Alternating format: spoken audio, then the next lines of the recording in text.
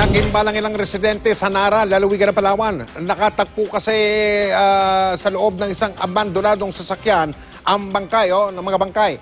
3 tao po, mga kapuso. May mga tama umano ng bala sa ilan sa mga bangkay. Yan ang tinutukan ni Maricar Sargan ng Super Radio Palawan. Live po ito mula sa Puerto Princesa. Makakausap natin si Maricar. Maricar, ano nangyari dyan?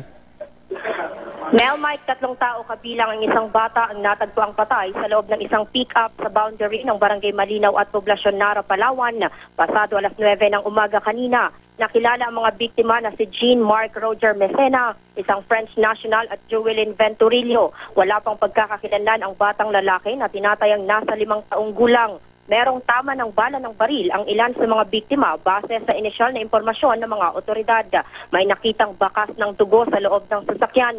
Hinala ng mga investigador, ipinagmaneho lang at iniwan na lang sa lugar ang sasakyan na pagmamay-ari ng isa sa mga biktima. Ayon sa mga residente, 2 hanggang 3 araw nang nakaparada ang nasabing sasakyan sa tabing kalsada. Nang maamoy ng mga residente sa lugar ang masangsang na amoy, dito na sila nagpasyang silipin ang laman ng sasakyan nang siyasatin ito. Dito na tumambad ang mga bangkay.